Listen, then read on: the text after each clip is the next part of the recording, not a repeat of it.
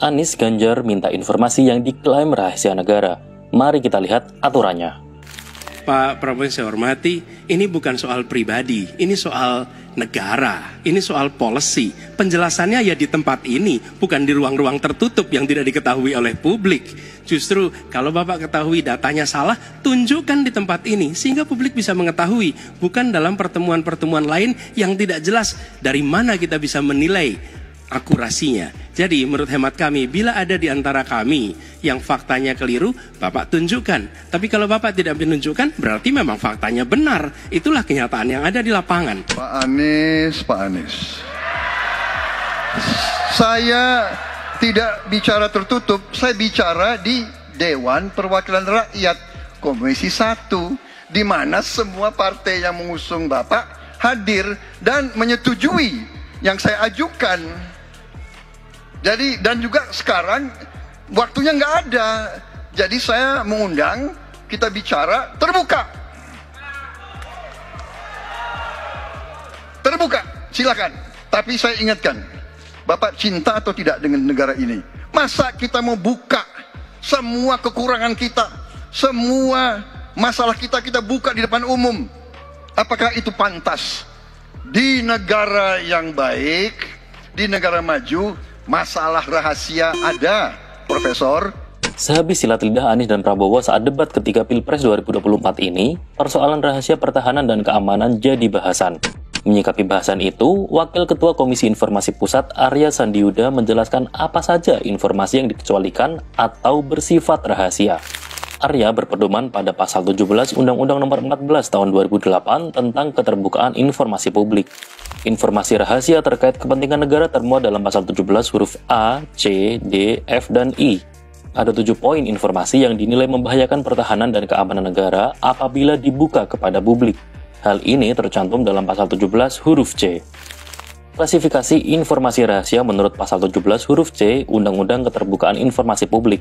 Yang pertama, informasi tentang strategi, intelijen, operasi, taktik, dan teknik yang berkaitan dengan penyelenggaraan sistem pertahanan dan keamanan negara, meliputi tahap perencanaan, pelaksanaan, dan pengakhiran atau evaluasi dalam kaitan dengan ancaman dari dalam dan luar negeri. Kedua, dokumen yang memuat tentang strategi, intelijen, operasi, teknik, dan taktik yang berkaitan dengan penyelenggaraan sistem pertahanan dan keamanan negara yang meliputi tahap perencanaan, pelaksanaan, dan pengakhiran atau evaluasi. Ketiga, jumlah, komposisi, disposisi, atau dislokasi kekuatan dan kemampuan dalam penyelenggaraan sistem pertahanan dan keamanan negara, serta rencana pengembangannya.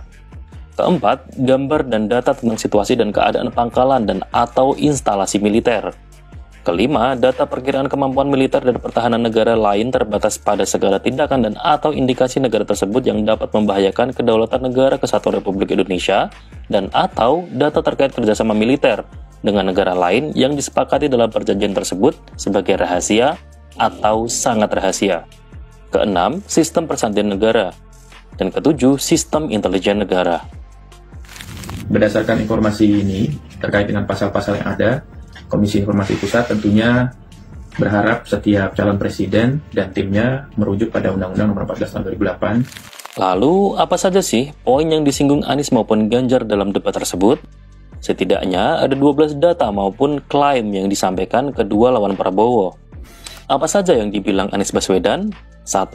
Kementerian Pertahanan jadi salah satu kementerian yang dibobol hacker pada 2023. 2. 700 triliun rupiah anggaran pertahanan selama Prabowo menjabat tidak bisa mengatasi serangan siber, perdagangan manusia, serbuan narkoba, pencurian pasir laut, dan serangan hacker.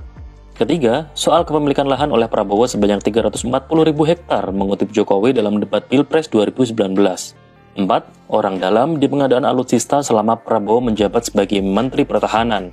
Kelima, orang dalam di pengelolaan food estate Kementerian Pertahanan selama Prabowo menjabat sebagai Menteri Pertahanan. Apa saja yang dibilang Ganjar Pranowo? 1. Target minimum essential force tiap tahun yang tidak tercapai. Tahun 2023 hanya 65,49% dari target 79%. 2.